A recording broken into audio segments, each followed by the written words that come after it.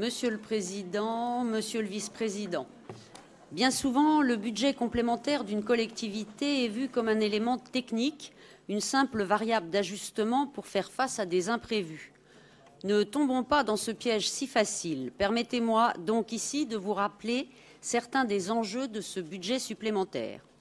Tout d'abord, ce budget supplémentaire couvre la participation de la région au plan d'investissement compétences, signe de notre volonté de faire de la formation tout au long de la vie une priorité.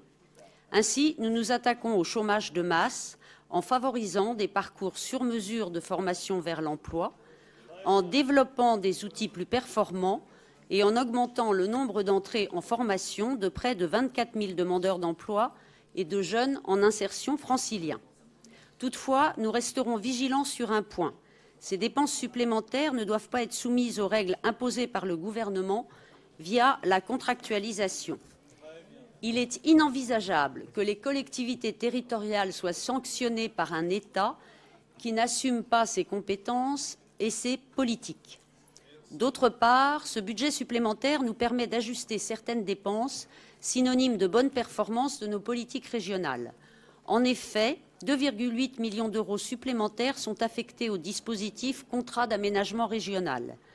Malgré des moyens initiaux conséquents, 12 millions d'euros pour mémoire, nous devons les augmenter afin de répondre aux nombreuses demandes, signe que cette politique est utile et surtout attendue après des années d'errance.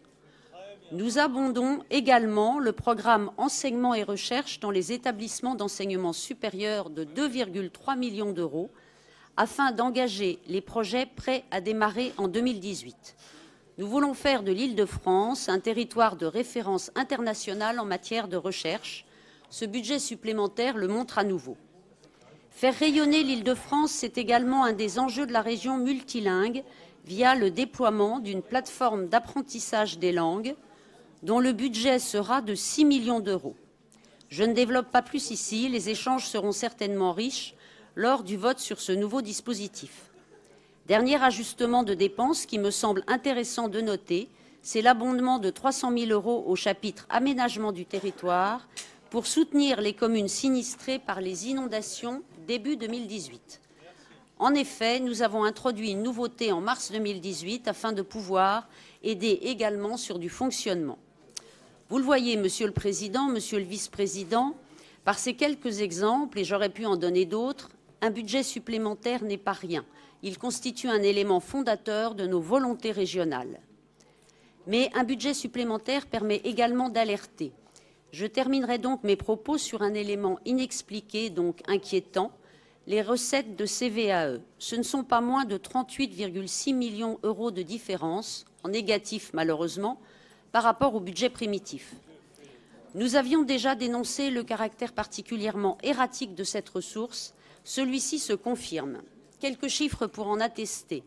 Entre 2011 et 2012, le produit de CVAE a augmenté de 3%, puis de 10% entre 2012 et 2013, pour baisser de 7% l'année suivante, puis de nouveau augmenter de 8% entre 2014 et 2015 et stagner à 1% entre 2015 et 2016. À titre de comparaison, le produit de CVAE pour la région Bretagne oscille entre 1 et 2% sur ces mêmes années.